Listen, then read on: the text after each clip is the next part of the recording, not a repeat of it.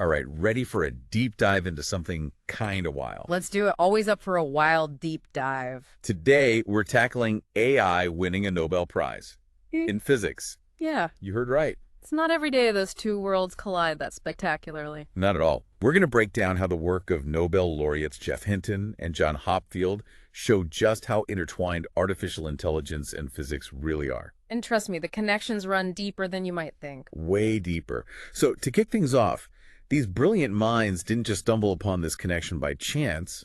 They were looking to nature for inspiration. Exactly. They were looking at how the brain works, how systems in nature find stability, even how magnets behave, and they saw these incredible parallels with artificial intelligence. It's kind of poetic when you think about it. Totally. It's like the universe has been hinting at these connections all along. Like a hidden code waiting to be cracked. Okay, so first up on our list, Hopfield networks. Now, this is where things get really cool. Oh yeah, Hopfield networks are a personal favorite. Elegant and insightful. They basically give us a glimpse into how our brains might store and retrieve information. Imagine for a second, your brain, this massive network of neurons constantly firing and making connections. And each connection, each firing neuron is like a tiny piece of information. Right. So Hopfield networks try to replicate this intricate dance using, get this, the physics of magnets. Hold on, magnets. You're saying magnets are the key to understanding the brain. In a way, yeah. Think of it like this.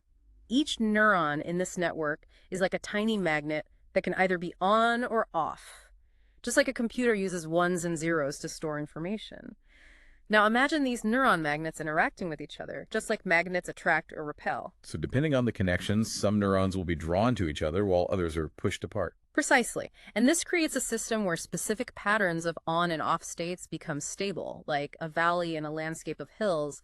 These stable patterns, those are like memories etched in our brains. So we're saying that the way magnets align and create energy states is essentially how our brains store information. Yeah. That's wild. But then we have Boltzmann machines, which take a different approach, a more chaotic approach. They do. It's like comparing a perfectly organized library to a bustling marketplace.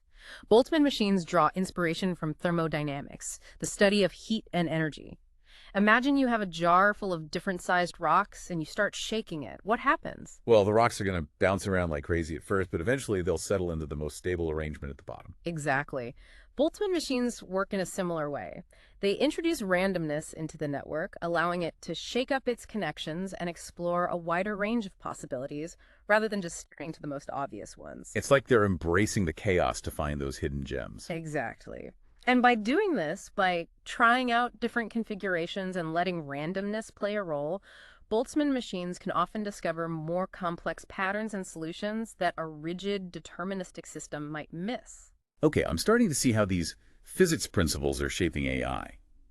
But how does all this translate into building better, smarter AI in the real world? We can't just be mimicking how our brains work on a superficial level, right? Absolutely not. The real magic happens when we start to bring in the big guns of physics, theories like statistical mechanics and the Ising model. These are the tools that allow us to bridge the gap between those brain-inspired metaphors and actual, tangible results in AI. Statistical mechanics. That sounds pretty intense. It can be, but it's also incredibly powerful. See, statistical mechanics is all about understanding how systems with tons of interacting parts, think millions or even billions of neurons, behave collectively. It's like trying to predict the movement of a flock of birds. You can't track each individual bird, but you can understand the overall patterns of their movement. So it's less about knowing the exact state of each part and more about understanding the overall behavior of the system. Exactly. And that's crucial when you're dealing with something as complex as a neural network. And then we have the Ising model, which brings us back to our friend, the magnet. Ising model. That rings a bell. Remind me, what was that all about again? The Ising model was originally developed to explain how materials become magnetized, with each atom in the material acting like a tiny magnet itself. But here's where it gets really wild. This model, which was meant for understanding magnetism, can actually be used to describe how neural networks learn.